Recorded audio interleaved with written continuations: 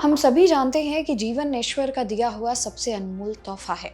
हम इसे बचाने के लिए हर मुमकिन कोशिश करते हैं। लेकिन कल्पना कीजिए एक ऐसी स्थिति की जहां कोई इंसान ऐसी लाइलाज बीमारी से जूझ रहा हो, जहां हर पल सिर्फ असहनीय दर्द और ठीक होने की कोई उम्मीद ना बची हो। ऐसी स्थिति में एक सवाल उठता है, क्या इंसान को सम्मान के साथ मरने का अधिकार होना चाहिए? इसी सवाल को कानूनी भाषा में कहते हैं इच्छा मृत्यु, यानी कि यूथनेसिया। आज की इस स्पेशल वीडियो में हम जानेंगे कि दुनिया के कौन से देशों में यह कानूनी है, भारत के इस पर क्या कड़े नियम हैं और ये टॉपिक आपके एग्जाम यानी कि यूपीएससी एसएससी लॉ के लिए क्यों इतना जरूरी है। सबसे पहले आसान भाषा में समझते हैं कि ये है क्या। इच्छा मृत्यु का मतलब है कि किसी व्यक्ति के जीवन को उसके अपने अनुरोध पर खत्म करना, ताकि उसे दर्द से मुक्ति मिल सके।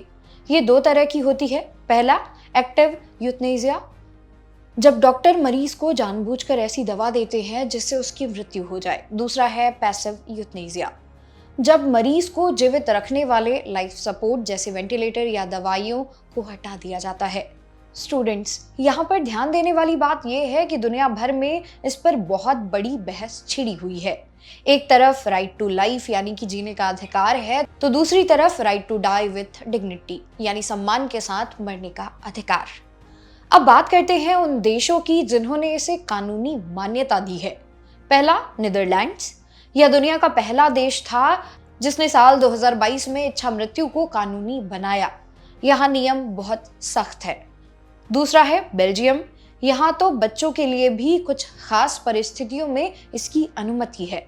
इसके अलावा कोलंबिया, कनाडा, स्पेन और लग्जमबर्ग जैसे देशों में भी इसके लिए कानून बने हुए हैं। स्विट्जरलैंड की बात करें तो एक अलग कॉन्सेप्ट है जिसे असिस्टेड सुसाइड कहते हैं, जहां डॉक्टर दवा तैयार कर देता है लेकिन मरीज को वो खुद लेनी पड़ती है। ये देश मानते हैं कि अगर इंसान के पास चुनने की आज़ादी है तो उसे अपने जीवन के अंतिम पलों को चुनने की भी आज़ादी होनी चाहिए। वहीं भारत के नियमों की बात करें तो अरुणा शानबाग का वो ऐतिहासिक केस। अब आते हैं अपने देश भारत पर। भारत में इच्छा मृत्यु की कहानी अरुणा शानबाग के बिना अधूरी है। अरुणा एक नर्स थी जो 42 सालों तक कोमा में रही। उनके केस ने पूरे देश को झकझोर दिया। साल 2011 और फिर 2018 में सुप्रीम कोर्ट ने एक ऐतिहासिक फैसला सुनाया। भारत में एक्टिव यूथनेसिया पूरी तरह से गैर कानूनी है, यानी आप किसी को जहर का इंजेक्शन नहीं दे सकते। लेकिन भारत में पैसिव यूथनेसिया को कानूनी मान्यता दी गई। इसका मतलब ये है कि अगर कोई मरीज मरणासन है और लाइफ सपोर्ट पर है तो एक बहुत ही लंबी कानूनी प्रक्रिया और मेडिकल बोर्ड्स की अनुमति के बाद लाइफ सपोर्ट हटाया जा सकता है।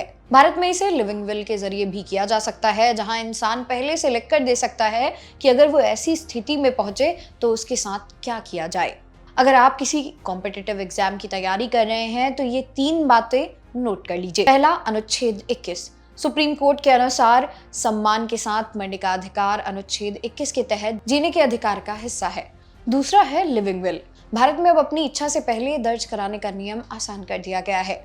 अगला है कॉमन कॉज केस। इसी केस के फैसले ने साल 2018 में पैसिव इच्छा मृत्यु का रास्ता दिया।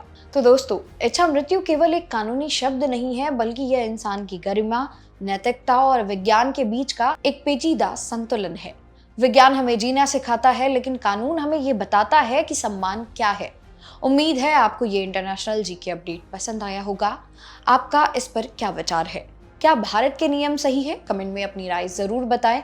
वीडियो को शेयर करें ताकि दूसरों को भी इसकी जानकारी मिल सके। मेरा नाम है मोनाली पांडे। मिलते हैं अगली वीडियो में।